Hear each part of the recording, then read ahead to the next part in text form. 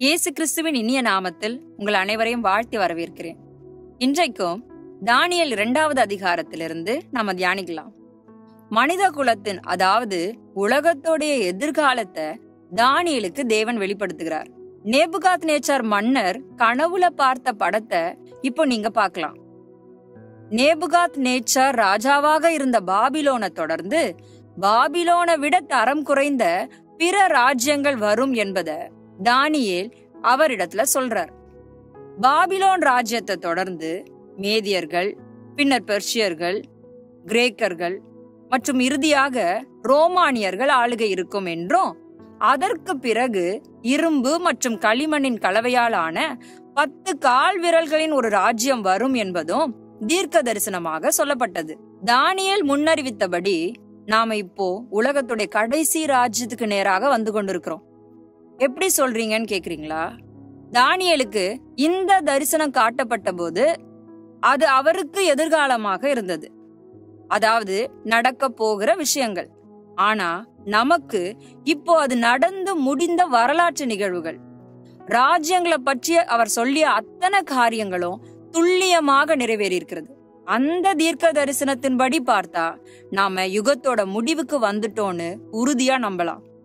அதாவது களிமண் மற்றும் இரும்பினால் ஆன அந்த கடைசி ராஜ்யத்தை கூடிய சீக்கிரம் இந்த உலகம் சந்திக்க போகுது.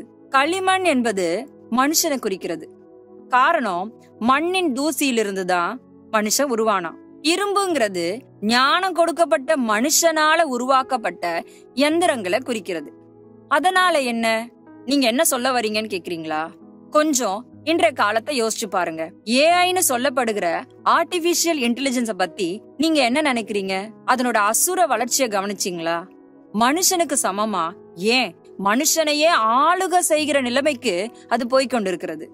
தானியேல் 2வது அதிகாரம் 43வது வசனத்துல, நீர் இரும்பை களிமண்ணோடு கலந்ததாக கண்டீரே, அவர்கள் மற்ற மனுஷரோடு சம்பந்தம் கலப்பார்கள், ஆகிலும் இதோ களிமண்ணோடே இரும்பு கலவாதது போல அவர்கள் ஒருவரோடொருவர் ஒட்டி கொள்ளாதிருப்பார்கள் என்று இருக்கிறது.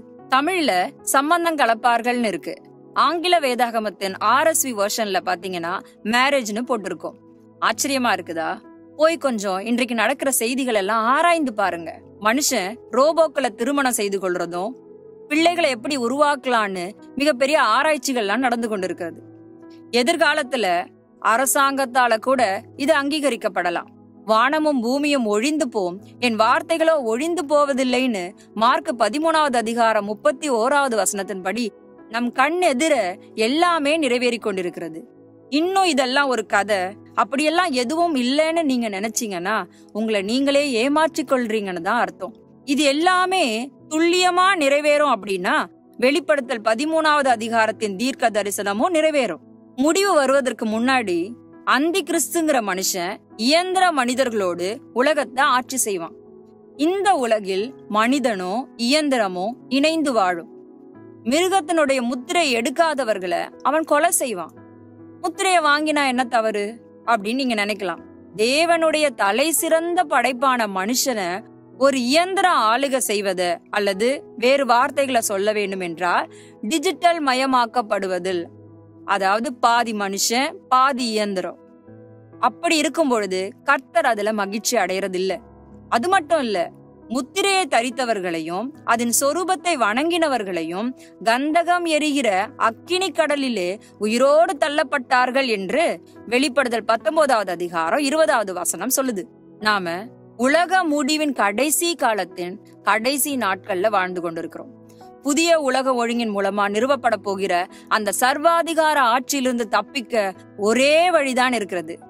கர்த்தராகிய இயேசு கிறிஸ்துவ சொந்த இரட்சகராக ஏற்றுக்கொண்டு அவருடைய வார்த்தையின்படி வாழ்ந்து அவருடைய வருகைக்காக காத்திருக்கும் மணவாட்டி சபைய ரகசிய வருகை மூலமா எடுத்துக்கொண்டு உபத்திரவ காலத்துல சிக்கிக் கொள்ளாதபடி அவர் காப்பார்.